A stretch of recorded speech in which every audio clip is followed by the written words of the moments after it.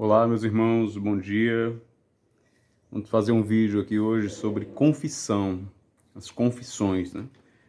Agora é o momento de se preparar para a Páscoa. Se você abrir o livro, o Evangelho de João, capítulo 20, versículo 23, no 23 diz: Aqueles a quem perdoares os pecados, lhes serão perdoados.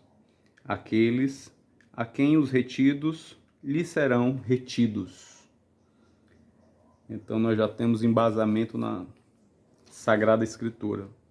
Lembrando que a Igreja Católica ela tem um tríplice pilar, né? Que é a Sagrada Escritura, tradição e o magistério. Então a confissão ela deve ser feita primeiro com o padre, né? Padre católico, apostólico, romano, padre.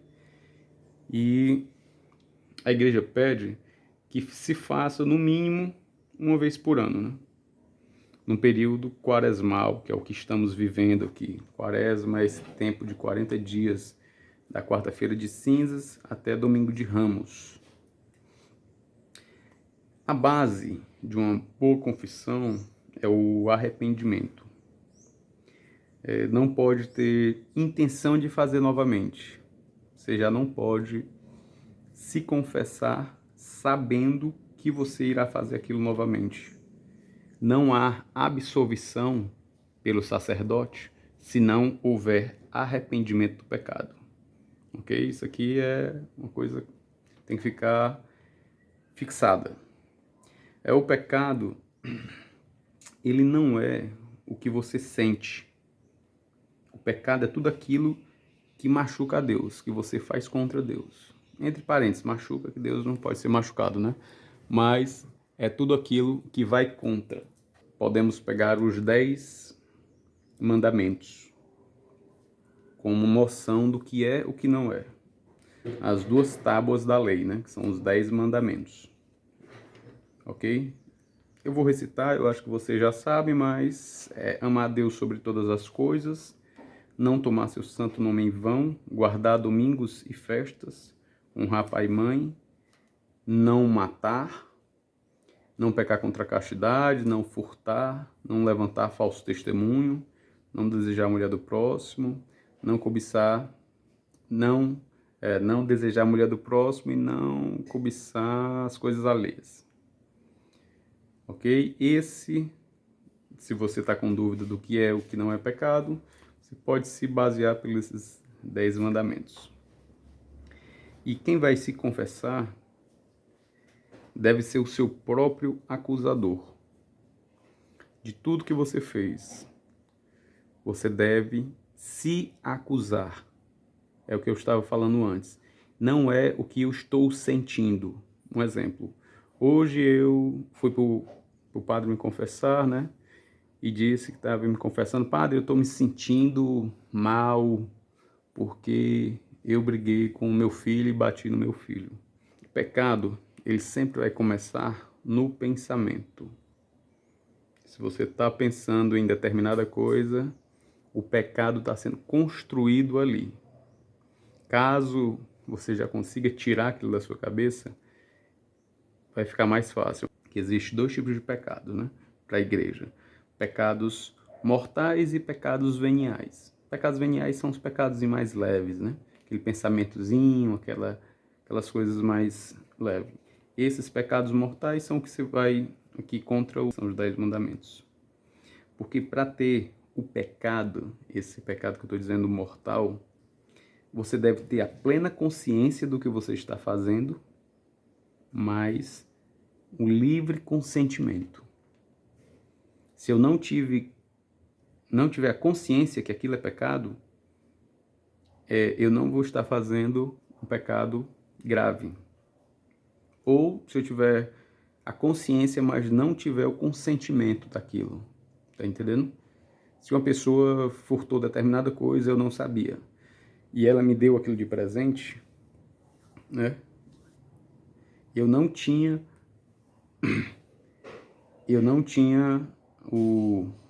a consciência que aquilo era algo furtado.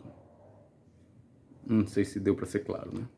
Então, sempre assim, resumindo, você tem que usar a inteligência e a vontade. Você tem que saber que aquilo é pecado e você tem que dizer, mas eu vou fazer. É tipo assim, você está fazendo a coisa errada, mas você quer fazer ela mesmo assim. Tá entendendo? Você sabe que é errado, mas você quer fazer. Então aí você juntou as duas coisas que vai constituir o pecado grave. Você deve ter, para a confissão, você vai desejar aquilo, você vai detestar aquilo que você faz. O pecado, naquele momento da confissão, você vai, eu detesto aquilo. Imagine que você é tipo o cara que bebe muito, né? Aí toma um porre e no outro dia tá de ressaca. Ele vai dizer, rapaz, nunca mais eu vou beber. Eu odeio, eu detesto a bebida tal. Por mais que ele goste, mas naquele momento ele detesta. O pecado, no momento da confissão, é assim. Por mais que um exemplo, o pecado que você tem é o pecado da gula. Estou dando só um exemplo, né? E você adora comer chocolate, como eu, né? Eu como uma caixa de chocolate de uma vez. Aquele pecadozinho da gula. Então, aquilo para mim é bom, né? Mas eu vou detestar aquilo, por mais que aquilo me dê prazer. Tá entendendo? Então você tem que detestar. Você coloca o seu pecado aí na sua cabeça e diz, ó, eu detesto aquilo. Por mais que no fundo eu saiba que eu gosto. Se você for, né, contra a sua castidade, confessar com o padre, não conte detalhes, né? Não precisa contar. Você vai dizer, padre, eu pequei, por exemplo, contra a minha castidade, sozinho, né? Ou eu sou casado, pequei contra a minha castidade, com outra mulher, por exemplo, 10 vezes, 5 vezes. Tá entendendo? Não precisa, porque o padre é um homem, também é um ser humano, né? Você não precisa contar os detalhes, o que fez, como, tá entendendo? Esquece isso aí não pode. E que é fundamental é você, antes de se confessar, fazer um bom exame de consciência. Você rezar antes de ir, né? Tentar conversar com Deus com as suas palavras e tentar ver tudo aquilo que você fez, né? Se você quiser, você pode até anotar um papelzinho e não, porque na hora lá você pode ficar nervoso e esquecer. Você pode anotar num papelzinho e fazer e falar, né, para ele. Lembrando que é de fundamental importância que você se confesse esse período, né, quaresmal. Sempre lembrar de confessar os pecados graves, né, as coisas mais graves. Essas coisas bobas, ó, eu falei um palavrão, e essas coisas são chamados os pecados leves, veniais. Sempre quando você vai à Santa Missa, no início da missa ali, tem um ato penitencial, todos esses pecados veniais, eles são perdoados no ato penitencial, tá ok? Então, mais uma vez, a mais importante é você ir para a missa, né? Mais uma das importâncias. Depois a gente vai fazer um vídeo só de missa aqui. Então, os pecados veniais são perdoados na Santa Missa. Então, quando for lá, só fale dos pecados graves, ok? E um exemplo, você falou tudo lá, rapaz, mas tinha um pecado lá que eu tinha feito há uns 10 anos e eu não falei. Eu não falei porque eu esqueci. Então Deus conhece o seu coração, como muita gente diz, né? Ele sabe o que você esqueceu. Se você esqueceu mesmo, né? Não precisa ir de novo se confessar. Porque quando você for fazer o seu ato de contrição, que eu vou falar sobre ele, todos esses pecados vão estar perdoados. Claro, se você se arrepender deles, né? Eu vou dar um modelo aqui do ato de contrição para você fazer. O ato de contrição é depois que você faz os pecados, né? fala todos os seus pecados. Talvez o sacerdote pode falar alguma coisa com você ou não, ele pode só lhe ouvir. E no final ele vai dizer, ato de contrição, né? Faça o ato de contrição. O ato de contrição é um ato que você vai dizer que está arrependido verdadeiramente dos pecados. Um modelo aqui é o que quando ele falar, faça o ato de contrição, aí você vai dizer, meu Senhor e meu Deus, eu me arrependo de todo o meu coração de ter lhe ofendido, pois sois tão bom e amado. Prometo, com a vossa graça, nunca mais pecar. Meu Jesus, misericórdia.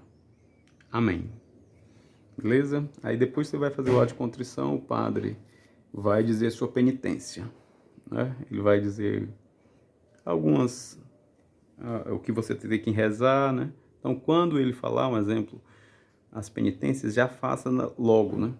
Se dizer, reze 5 Ave Maria e 5 Pai Nosso, um exemplo. Aí você vai num local reservado, faz essas orações logo, né? E pronto, você vai sair com a alma lavada, né? A alma limpa e esquece aqueles pecados lá. Beleza? E não se preocupe se você pecar de novo, é natural. Todo mundo. Dizem que os justos pecam 7 vezes, né? Direto, 7 vezes. Então, 7 é um número grande. Então, eles sempre pegam os justos, né? Os justos que a gente diz é como se fossem os santos. Então, não se preocupe, você vai continuar pecando. Mas, pela misericórdia de Deus, nós temos os sacramentos para nos purificar, digamos assim. Lembrando que a gente tem que se manter distante, né? O máximo possível daquilo que nos faz pecar, beleza? Um abraço e Deus nos abençoe, né? Até mais, valeu!